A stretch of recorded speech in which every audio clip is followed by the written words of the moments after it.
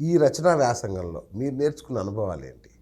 ఈ రచనా వ్యాసంగం అనేటువంటిది చాలా అద్భుతమైందండి. అది ఒక వరం లాంటిది. ఓకే. పుస్తకాలు చదవడం కానీ పుస్తకాలు రాయడం అనేటువంటిది కానీ ఒక అదృష్టంగా భావించాలి. పుస్తకాలు చదవడం వల్ల, సాహిత్యం చదవడం వల్ల ఏమవుతుందంటే జీవితంలో ఆటుపోట్లను ఎదుర్కొనేటువంటి శక్తి మనకు లభిస్తుంది.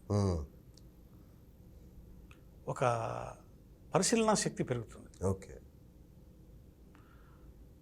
మనము చాలా విషయాలను ఆలోచించి కంక్లూషన్ చేసుకుంటాం. ఓహో ఇది అది డిస్కషను, ఘర్షణలు ఇవన్నీ ఏముండవు.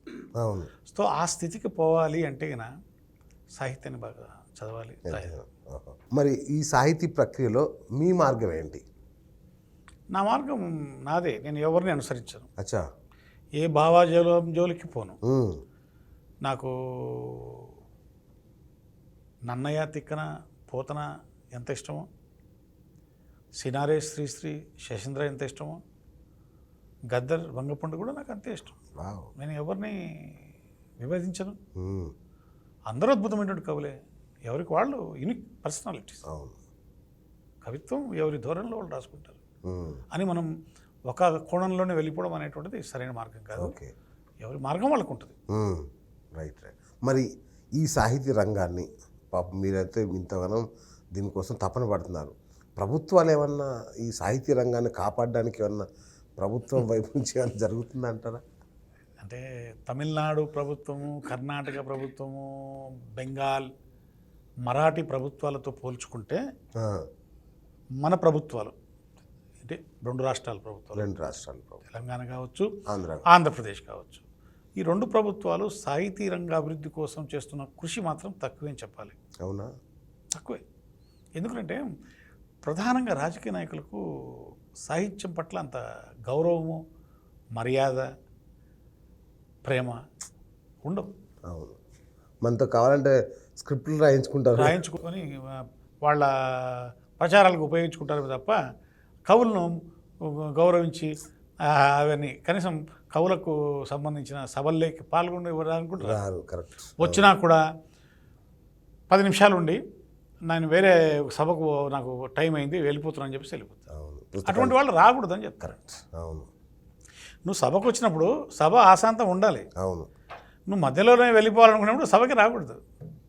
మేమే చెప్పుకుంటాం, పలానా ఆయన పాపం వేరే పని మీద ఒత్తిడి వల్ల రాలేకపోయాడు అని చెప్పేసి చెప్పుకుంటాం, అందరితో ముగిస్తాం, వేరే వాళ్ళతో కొనసాగిస్తాం. నష్టం అంటే ఇక వాళ్ళకి చెప్తే జోక్ అవుతాయేమో. ఇక ఏదో ఆవిష్కరించడం కోసం అలా 4 ఫోటోలు కనబడిపోవడానికి వస్తారు. ఫోటో వస్తుంది, ప్రచారం జరుగుతుంది. వీలైతే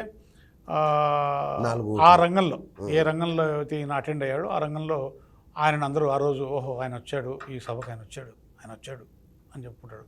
అదేదో సినిమాలో సార్ వచ్చారని పాట ఉంది కదా, ఆ మాదిరి ఆయన వచ్చారని చెప్పుకోవడానికి పనికి వస్తుంది తప్ప ఆయన వచ్చి ఇక్కడ చేసేది ఏముండదు.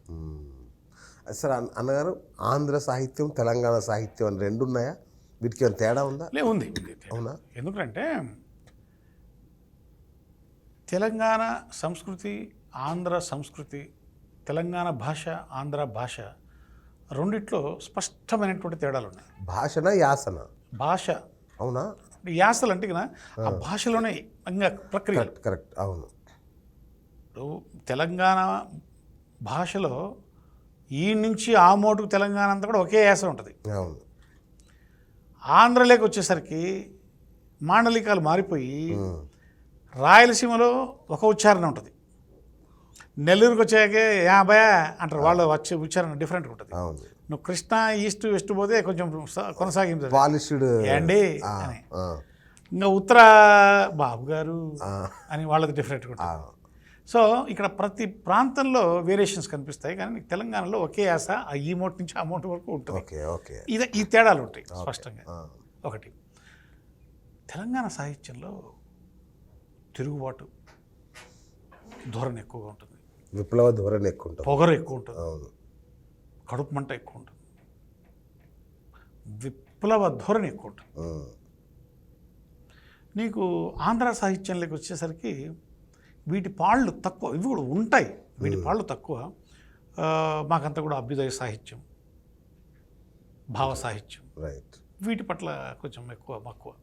రాసేవాళ్ళు కూడా వాళ్ళే ఎక్కువ మంది ఉన్నారు. ఓకే.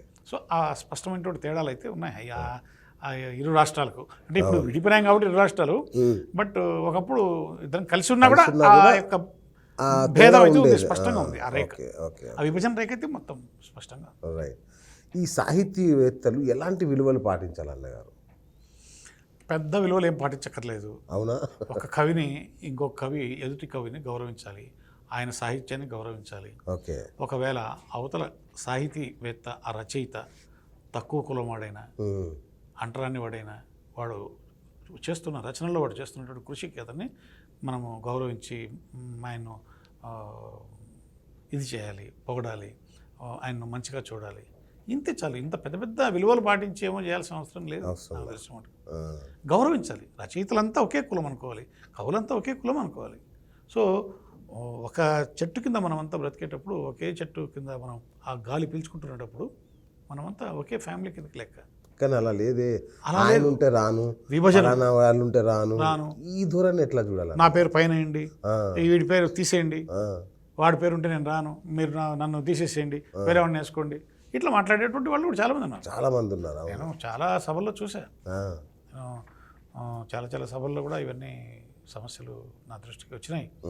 అయితే వీటి మీద ఎవరైనా పిహెచ్డి చేస్తే చాలా విషయాలు బయటకు వస్తాయి. చేయరుగా? చేయాలి, పిహెచ్డి చేయాలి. మీరే పూడుకోవాలి. ఈ వయసులో పిహెచ్డి చేసే ఓపిక లేదు.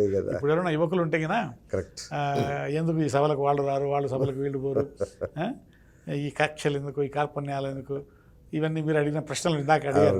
బిరుదులు తర్వాత కొంటారా, ఇది అవార్డులు కొంటారా, ఇవన్నీ వీటిని అంతా కూడా రీసెర్చ్ చేస్తే చాలా విషయాలు ప్రపంచం చాలా ఘోరంగా ఉంటుంది. పర్టికులర్గా ఏ సాహితీ ప్రక్రియ మీద ఎక్కువ మక్కువ? కవిత్వమే గొప్ప ప్రక్రియ. Of course. ఇంకా దానికి మించినటువంటి ప్రక్రియలు అయితే సాహిత్యంలో ఏం లేవు. అవునా? ఒకవేళ ఏదన్నా ఉంటే కూడా మనం కథానిక, నాటకం, వ్యాసం ఇలా రాస్తాం. ఆ ప్రక్రియలు ఉంటాయి దాంట్లో. కానీ కవిత్వం అనేటువంటి ప్రక్రియ చాలా అద్భుతమైంది. ఓకే. ఏ కవికి పేరు వచ్చినా వాడు అద్భుతంగా రాస్తేనే వస్తుంది. అవును. మిగతా రచనలకు ఎప్పుడు గుర్తింపు వస్తుంది ఎవరికి తెలియదు. ఓకే. దీనికి కవికి అయితే మాత్రం త్వరగా గుర్తింపు వస్తుంది. కవిత్వానికి ఉన్న ఆకర్షణ అట్లాంటిది, కవికి ఉన్నటువంటి గ్లామర్ అట్లాంటిది. నా కవితా ప్రస్థానం కూడా, నేను నా రచనా యాత్ర కూడా కవిత్వంతోనే మొదలుపెట్టాను.